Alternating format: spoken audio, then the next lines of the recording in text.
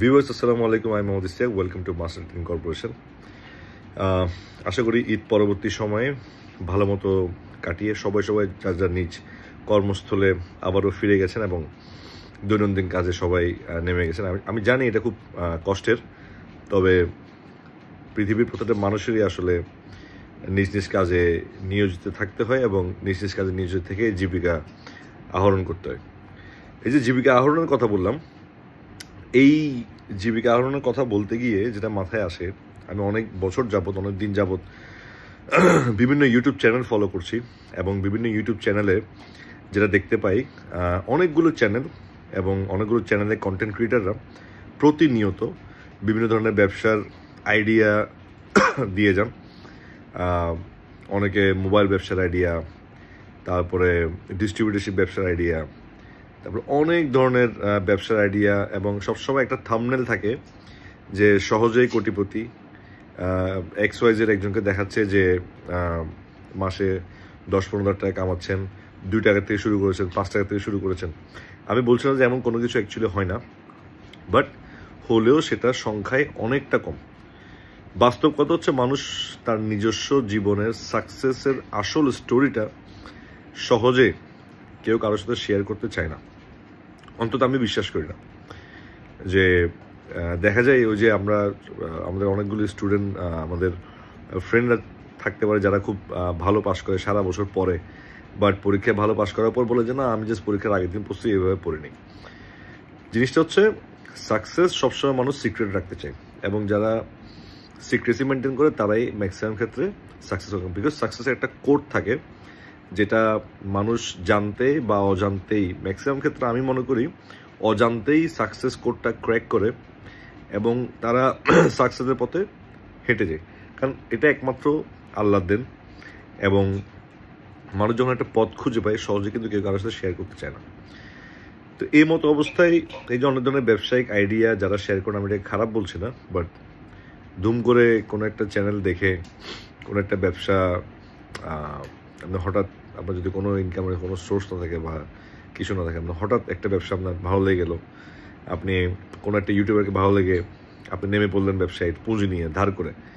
দেখা যাচ্ছে ব্যবসার সাকসেস রেশিও কিন্তু আমি বলবো 10%, 90% ফেলার। এটা খুব স্বাভাবিক। অ্যান্ড সেজন্য দেখা যায় উদ্যোক্তা সবসময় কম এবং চাকরিজীবী সবসময় বেশি। কিন্তু আমাদের এই সাউথ ইস্ট এশিয়ার মধ্যে দুটোটারই অভাব আছে, উদ্যোক্তারও অভাব আছে এবং যথেষ্ট চাকরি থাকা সত্ত্বেও প্রচুর মানুষ এখনও চাকরির খোঁজে আছে, যারা চাকরি পাচ্ছে না। সো মূল প্রবলেম যখন বেকারত্ব, তখন মানুষ কিন্তু শর্টকাট খুঁজে, কোনো একটা গাইডেন্স খুঁজে, ঠিক ওই টাইমটাতেই ভালো একটা গাইডেন্স না পেলে আপনি অ্যাক্সিডেন্ট হওয়ার সম্ভাবনা বেড়ে যায়। তো এই মতো অবস্থায় সবচেয়ে যেসব ব্যবসার আইডিয়ার মধ্যে সবচেয়ে যে ব্যবসার আইডিয়াতে মানুষ ধরা খেয়েছে, এবং আমার 2-1 পরিচিত আত্মীয় স্বজনও ধরা গেছে, সেটা আমি বলবো অ্যাগ্রো বিজনেস। এই যে দেখা যাচ্ছে গরু মোটাতাজাকরণ, ডেয়ারি ফার্ম, কয়েকদিন মধ্যে দেখা যাচ্ছে ছাগলের ফার্ম, এই যে 1 বছরের মধ্যে লাখপতি কোটিপতি।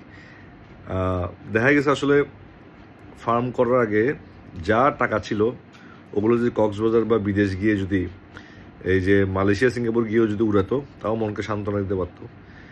3-4 বছর গরু ছাগলের সাথে নিজেই গরু ছাগল হয়ে পরবর্তীতে দেখা যায় এগুলো প্রচণ্ড পরিমাণ লসে বিক্রি করতে। কারণ একটা মানুষের দ্বারা আসলে অনেকগুলো কাজ একসাথে করা সম্ভব না।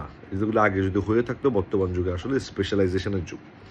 আপনি যেটা করবেন, যে কোনো একটা কাজ আপনাকে পারফেক্টলি বেস্ট ভালো জানতে হবে, এবং আপনি কোনো একটা কাজে যদি সবচেয়ে বেশি পারদর্শী হন, ওই কাজে আপনি নিজেকে কোচ হিসেবে ইউজ করতে পারবেন, মানুষকে শেখাতে পারবেন, মানুষ আপনার কাছ থেকে প্রয়োজনীয় টাকা দিয়েও শিখতে পারবে। তো সেই ক্ষেত্রে অ্যাগ্রো বিজনেসের জন্য অনেক ধরনের ট্রেনিং থাকে। এই ট্রেনিংগুলো আমি মনে করি, অ্যাগ্রো বিজনেস বলতে তো অনেক বড় কিছু বোঝায়। এখানের মধ্যে গরু মোটাতাজাকরণ, ছাগল, মৎস্য চাষ, ইভেন মাশরুম উৎপাদন, হাঁসের চাষ, ফুল উৎপাদন, অনেক কিছুই আছে। এবং প্রতিটা পার্টিকুলার জিনিসেরও আবার অনেক ভাস্টলি আপনার ক্রাইটেরিয়া আছে, ধরন আছে, সিস্টেম আছে। এক একটা প্রাণীর এক ধরনের রোগ আছে, এগুলোর জন্য আলাদা ডাক্তার আছে। সো আসলে আপনি কখন এক ব্যবসার দিকে যাবেন? এক, যখন আপনার কাছে টাকা পয়সা নাই, আপনার শখ করে একটা দুইটা গরু বা ছাগল দিয়ে শুরু করতেছেন। দুই, যখন আপনার কাছে হিউজ পরিমাণ টাকা আছে, আপনার শখের বসে করতেছেন। তো শখের বসে যদি কেউ করে থাকে, এটাকে আমি ব্যবসা হিসেবে দেখি না। আর যদি জীবিকা আহরণের জন্য আপনি করেন, এগুলো পশু পাখি, এগুলোরও একটা জান আছে, এবং যে প্রাণীর জান আছে সে প্রাণীর মৃত্যু অনিবার্য। তো যখনই আপনি এই ধরনের ব্যবসায় যাবেন, অ্যাটলিস্ট 1-2 বছর প্রপার ট্রেনিং নেওয়া দরকার। সরকারি বিভিন্ন সংস্থা আছে, সরকারি বেসরকারি, শুধুমাত্র ইউটিউব দেখে নামবেন না। এরপরে প্র্যাকটিক্যালি 5-6 মাস কোনো একটা ওই সংক্রান্ত ফার্মে, আপনার পরিচিত কারো ফার্মে গিয়ে প্রতিদিন গিয়ে হোক বা থেকে হোক বা একটা চাকরি নিয়ে হোক, আপনার এগুলো দেখা দরকার।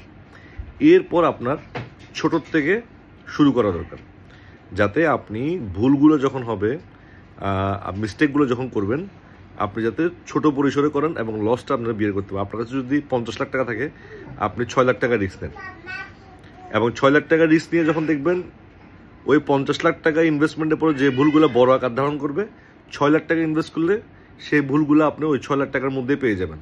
তখন আস্তে আস্তে আস্তে 10 লাখ, 20 লাখ, 25 লাখ বাড়াতে সমস্যা না। আমরা সবসময় চাই কি 1 বছরের মধ্যে সব করে 1 বছরের মধ্যে বা ইনস্ট্যান্টলি আমরা পয়সা কামাই ফেলতে চাই। হক হালালভাবে সিস্টেমেটিক ওয়েতে পয়সা কামাতে গেলে মার্জিনটা কখনো অত বেশি থাকে না। অ্যান্ড আপনি যাদেরকে দেখে বা আমরা যাদেরকে দেখে ইনফ্লুয়েন্স হই, আমাদের এই বর্তমান যুগে, ফেসবুকের যুগের মধ্যে আমাদের খুব সহজে আমরা আরেকজনের লাইফ দেখতে পাই, আরেকজনের জীবনটা বেশি প্রভাবিত হই এবং আমরা ওদের মতো হওয়ার চেষ্টা করি। অ্যান্ড ওরা কীভাবে টাকাটা উপার্জন করছে আমরা দেখি না। অনেক সময় দেখা যায় অনেক মানুষ একটা শো এর জন্য একটা ব্যবসা রাখে, কিন্তু ভিতরে ভিতরে অন্য 2 নম্বরে কাজ করছে। সবার কথা বলছে না, বেশ কিছু ক্ষেত্রে বর্তমান যুগে বিশেষ করে ওই শো বিজনেস যেটা আছে, দেখা যাচ্ছে ওইটা দেখে আরেকজনের ব্যবসাটা করছে, মনে করছে ওইটা করেই এত টাকা বানিয়েছে, পরবর্তী সে ওটাতে ফেলার হচ্ছে। অ্যান্ড আস্তে আস্তে আস্তে আস্তে ব্যবসার প্রতি অনুৎসাহ হয়ে যাচ্ছে, জীবনের প্রতি অনুৎসাহ হয়ে যায়, পরিবার থেকে বিতাড়িত হয়ে যায়, মেন্টালি ভেঙে পড়ে।